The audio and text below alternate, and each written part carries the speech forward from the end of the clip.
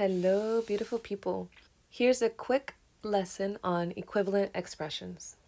We have this question. Determine which of the following expressions are equivalent to 16x to the fourth power minus 24x cubed. First, let's break down this word equivalent. Equivalent means having equal value, having the same value. So, if we look at our first option, negative 2x times 8x cubed, we want to know if this expression is the same as our original. If we look at our original, that one has no parentheses. So what we can do here is get rid of the parentheses by using the distributive property. First, we'll multiply negative 2x times 8x cubed. So negative 2 times 8 is negative 16. X times x cubed. Remember your properties of exponents. What you do here is that when you're multiplying, you add the exponents. So here we have an x to the 1 power times an x to the third power gives us an x to the fourth power because 1 plus 3 is 4. Now we multiply negative 2x times negative 12x squared. Starting with the coefficients, negative 2 times negative 12, that's a positive 24. X times x squared. We add the exponents again, so that would be an x to the 1 plus 2 is 3. And now let's compare. If we take this expression and compare it to our original, they're almost exactly the same. They have the same numbers, even have the same exponents. However, if you look closely, the signs are exactly opposite, meaning that the first option would not work. Let's look at the second option. We have 2x squared times 8x squared minus 12x. Once again, we'll distribute. So 2x squared times 8x squared. We start with the coefficients. 2 times 8 is 16. X squared times x squared. Add the exponents. We have x to the fourth power. Then we multiply 2x squared times negative 12x. Be careful with the signs. 2 times negative 12 is negative 24. X squared times x gives you x to the 2 plus 1, which is 3. X cubed. Our final answer here is 16x to the 4 minus 24x cubed. And if we compare it to our original, they're exactly the same, meaning that the second option works. Looking at the third option, we have 4x cubed times 4x minus 6. We multiply 4x cubed times 4x. 4 times 4 is 16. X cubed times x, we add the exponents. That gives us x to the fourth power. Then we multiply 4x cubed times negative 6. 4 times negative 6 gives us negative 24. And that x cubed, we just bring it down. Let's look at our answer here, compare it with the original, and we have an exact match. So the second option also works. Option 3 has negative 4x times 6x squared minus 4x cubed.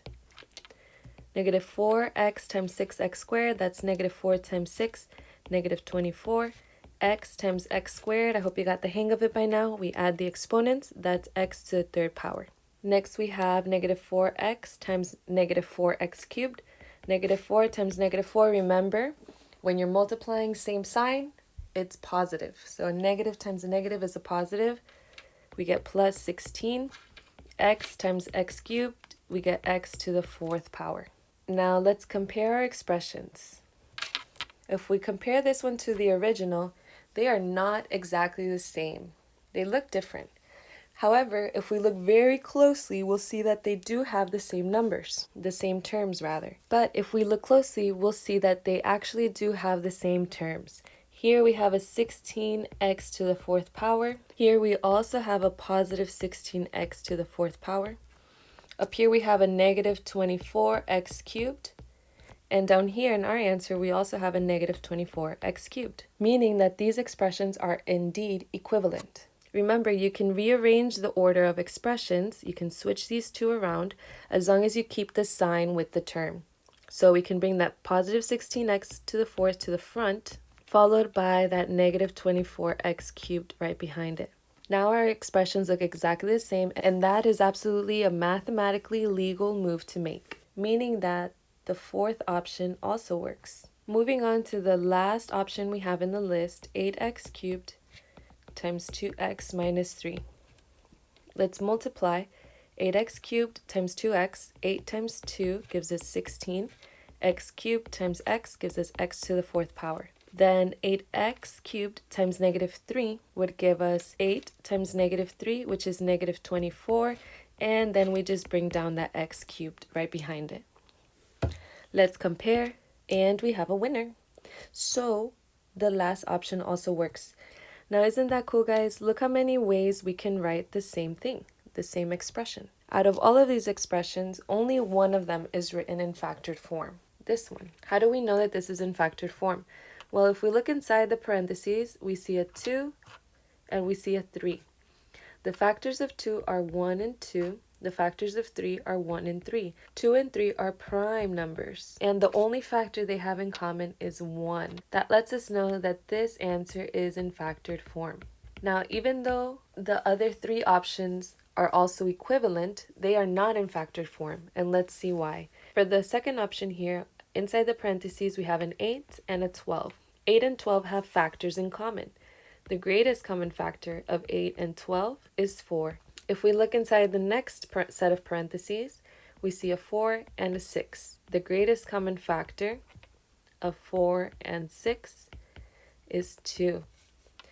If we look at the next option inside the parentheses, we see a 6 and a 4, which is the same as a 4 and a 6 as before. And the greatest common factor is 2 once again. Checking for common factors inside the parentheses is a good trick to use to figure out if your answer is in factored form or not. That's it for now, guys. Smile and know that you are loved.